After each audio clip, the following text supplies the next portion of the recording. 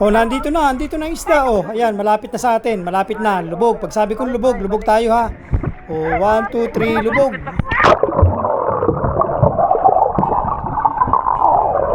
Grabe, ang laking isda. Pagdating natin ng Cebu ay hindi na tayo nagpatumpik-tumpik. Pinuntahan din natin ang pinakamataas na bahaging ito ng Cebu na kung saan ay kitang-kita mo ang syudad. Maging ang Vietnam-inspired na ito kung hindi rin natin pinaligtas ang malakurtinang waterfalls, ang 10,000 roses na malapit sa pier, at siyempre ang malaalamat na krus ni Magellan. At sa huli, siyempre hindi papahuli ang center of attraction, ang swimming with the whale shark sa Uslob, Cebu.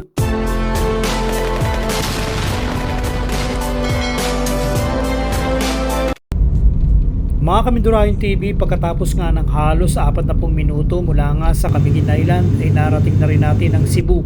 Pero bago natin puntahan ang iba't ibang tourist spot sa lugar ay magbigay-pugay muna tayo. Daanan muna natin ang Krus ni Magellan.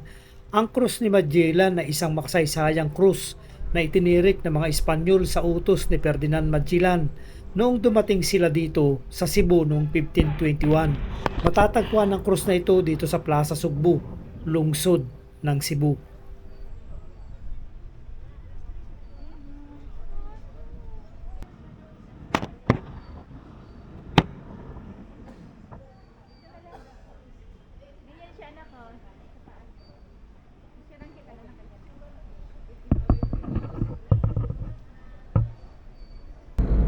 Sa ngayon ay pupuntahan natin ang Temple of Leia. Approaching tayo sa tulay na tinatawag nilang Marcelo Fernan Bridge.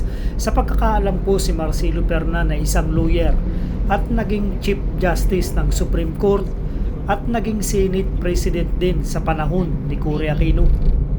Ngayon ko lang din nalaman na kapag tinawid mo ang tulay na ito, mapupunta ka na sa Mandawi City.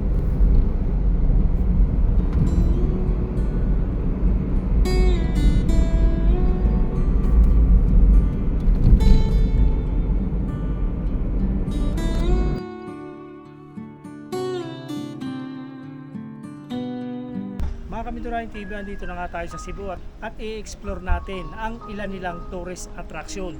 Hindi man natin mapuntahan lahat, pero pupuntahan natin yung magagandang spot dito sa Cebu. At ang ating unang pinuntahan ay itong Temple of Leia. Pakita ko sa inyo sa loob at sa labas. Kapag ka nandito ka sa lugar na ito ay overlooking ang Cebu City. Ang Temple of Leia ay isang marangyang palasyo sa bundok ng Busay, lungsod ng Cebu sa Pilipinas.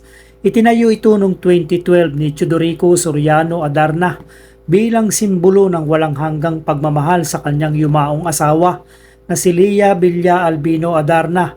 Madalas itong tinatawag na Taj Mahal ng Cebu at talaga namang dinarayo hindi lang mga taga rito, maging mga iba't ibang lugar o panig ng Pilipinas.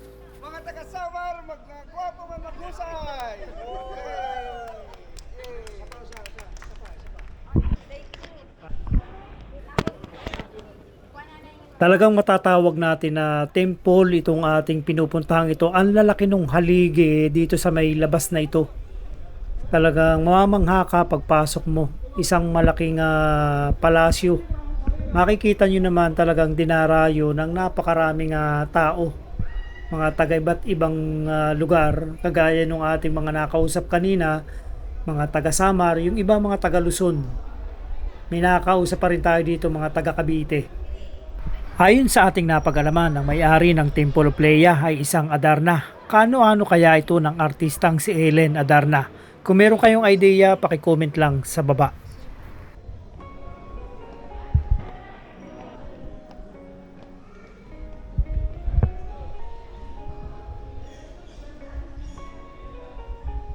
At dinaanan din natin ang tinatawag nilang Top Cebu na sikat na mountain viewpoint na matatagpuan mo rin dito sa kabundukan ng Busay. At ito na yung itinuturing na pinakamataas na pasyalan dito sa Cebu. Na pagdating mo dito sa itaas ay makikita mo ang 360-degree panoramic view ng Metro Cebu at Mactan Island. Natatag ito noong pang 1985 at talaga namang dinarayo ng mga lokal at turista na naghahanap ng tahimik na lugar na may nakamamanghang tanawin. Mas magandang pumunta dito kung hapon tapos aabutin ka ng gabi. Talaga namang yung ganda ng ilaw ng city ay masisilayan mo.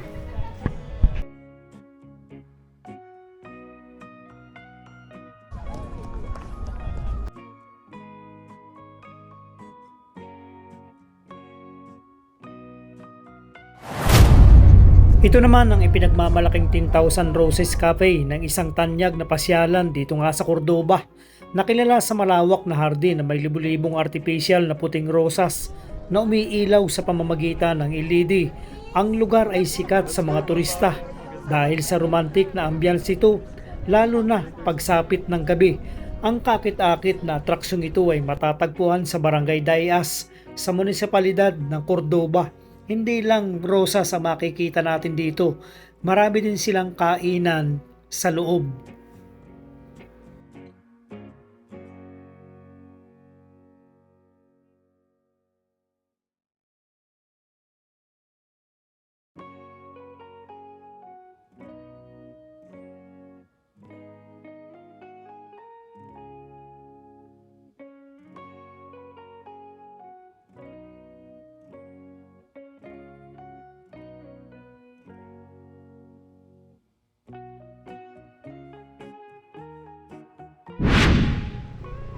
Pinuntahan din natin ang Little Kyoto, ang isang atraksyon na may timang Hapones sa Barangay Babag, lampas ng Busay sa Cebu City. Nag-aalok ito ng mga tanawin ng kalikasan, kultura ng Hapon, magagandang photo spots at mga kapihan na hindi na kailangang lumipad pa ng ibang bansa. Mayroon din itong magagandang hardin, tradisyonal na tulay, arkitekturang hango sa Kyoto, Japan. Sasalubungin ka ng mga tauhan ng pagbati sa wikang Hapon at maaari ka ring magsuot ng tradisyonal na kasuotan habang ikaw ay namamasyal sa loob.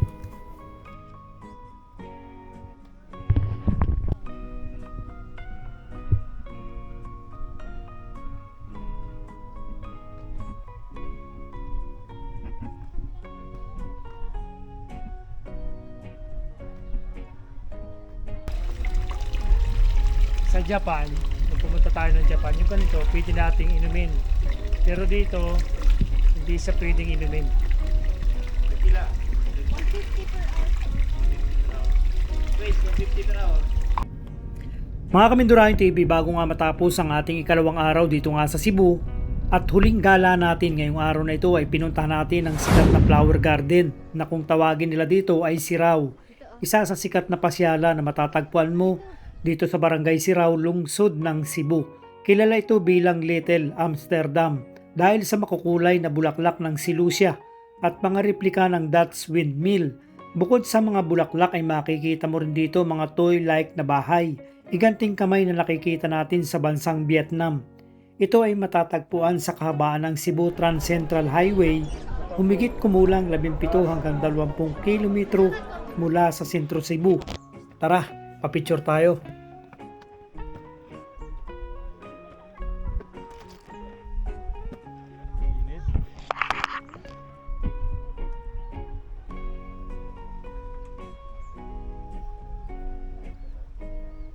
Tayo ha? Ayun yung kamay. Yeah. Na parang kayo na.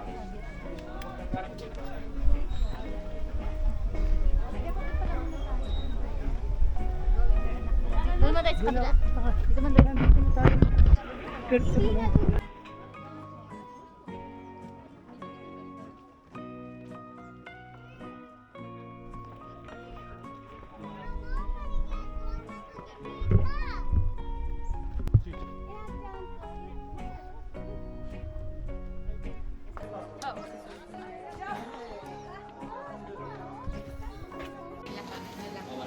Ito nga pala yung ating tinuluyan dito sa Cebu, ang RF Suite.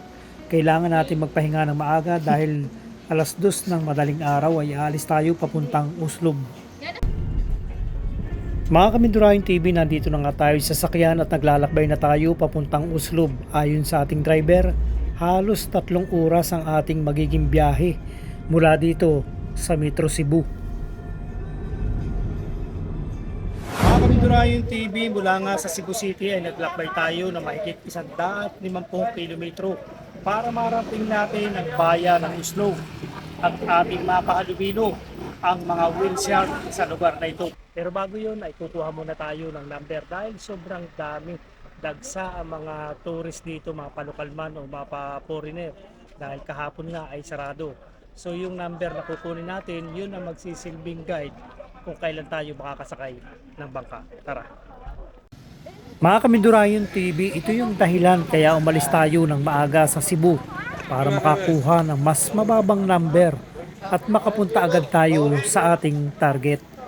Kuha nating number is 131 na, pang 131 na tayo. So yun ang ating pila, hindi natin alam kung anong oras tayo makakasakay ng bangka para makita natin ang whale shark. Antayin lang tayo muna dito sa parking.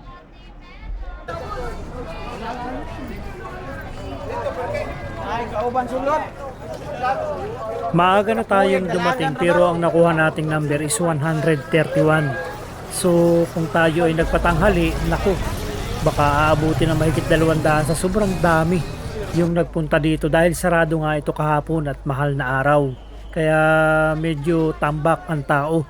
Mapalokal man o mapa foreigner ay talagang sobrang dami ng bumibisita sa lugar na ito. So hindi natin alam nga kung anong oras tayo makakasakay. Ang gagawin muna natin ngayon ay mag-aagahan. Kakain muna tayo ng agahan. Tara, check natin kung anong ating pwedeng kainin dito. Pero usually kapag umaga, mga top silog ang makikita natin. Ang tawag nila dito, daing silog. Ang pagkain mo? Burger.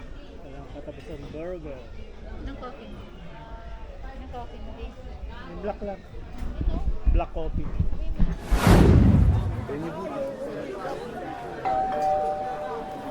Priority numbers W96, W97, W98, W99, W100. Please proceed to life jacket area for boarding. Priority numbers B26, B27, B28, B29. Mga Kamindurayon B30. TV, alas 7:15 na nga ng umaga pero ang tinatawag na number ay 96 pa lang. So estimate ko mga 30 to 1 hour pa bago matawag ang ating number dahil tayo nga ay 131.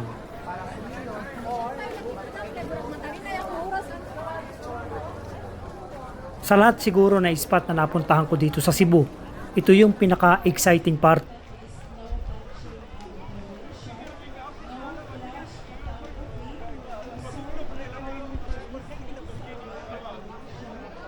Bago tayo makapag-swimming sa whale shark ay meron silang ibinibigay na instruksyon na bawal nating hawakan ang whale shark kapag nandito na tayo sa mismong area. So finally mga Kamindurayon TV ay natawag na yung ating number at nag-prepare na tayo para makasakay ng bangka.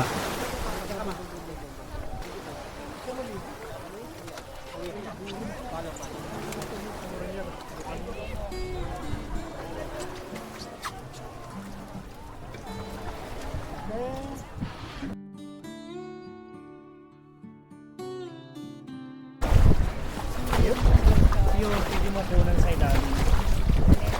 Oh.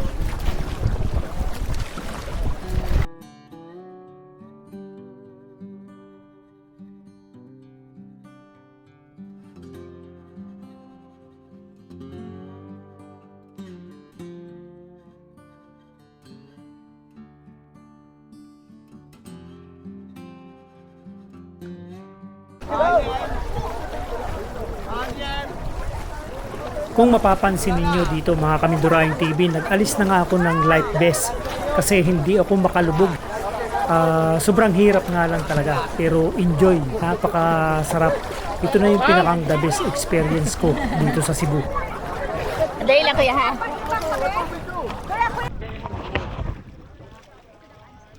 Okay, stretching, taro-taro. After taro, okay. Patay mo muna. Wala na, di ba sa pupunta rito?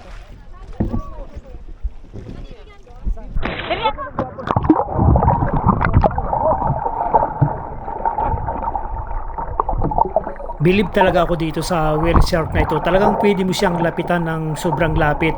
Yun nga lang, bawal mo siyang hawakan. Napakalaki niya. Mas malaki pa siya sa bangka. Habang kami naglalangoy dito, mayroon akong napansin ng mga divers sa ilalim. Ito yung pinakamaganda.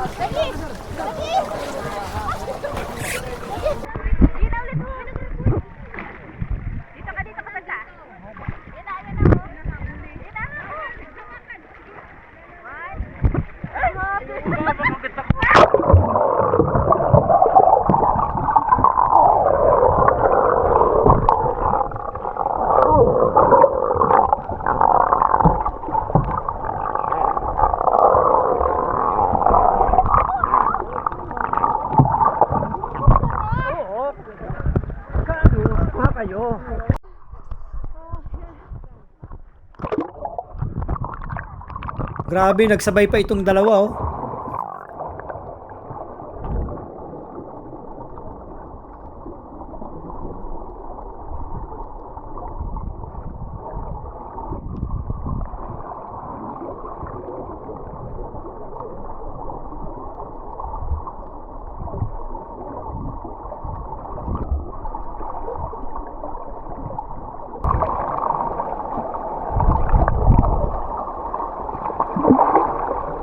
Ang sarap hawakan ito kung di lang bawal.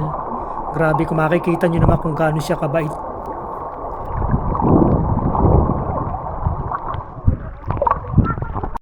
Pagkatapos ng 30 minutong pakikipag-swimming dito nga sa whale shark, ay balik na ulit tayo dito sa Pangpang at pupuntahan naman natin ang isang waterfalls at dun tayo magbabanlaw. Dito pa rin yan sa Uslob, Cebu.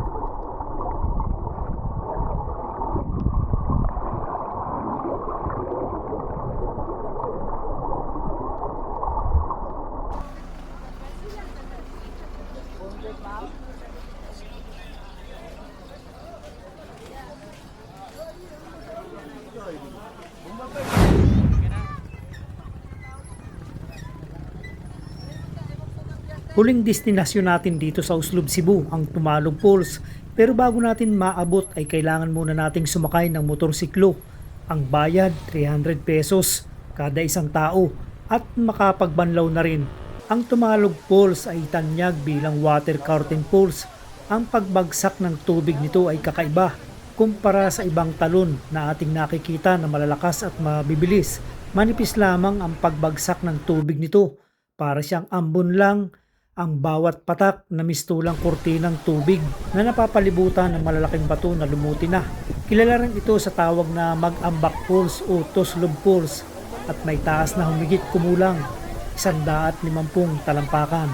Ilang kilometro lang ang layo nito mula sa sikat na whale shark na kung saan doon tayo galing.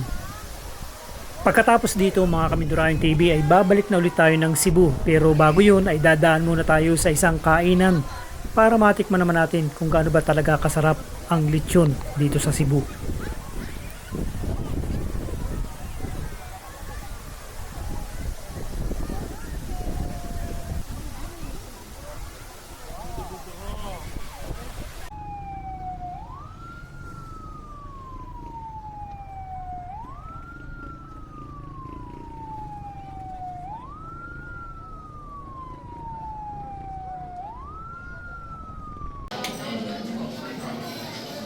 Ito na yung ipinagmamalaking lechon ng Cebu. Tara, tikman natin.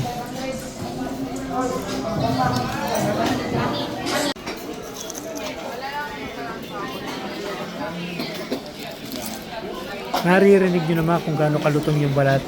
Tara, kain muna tayo, pampahay blood. At dito natatapos ang ating pag-explore sa Cebu na tinaguriang economic powerhouse and premier tourist destination ng Central Visayas. Hanggang sa muli, Mindurayon TV.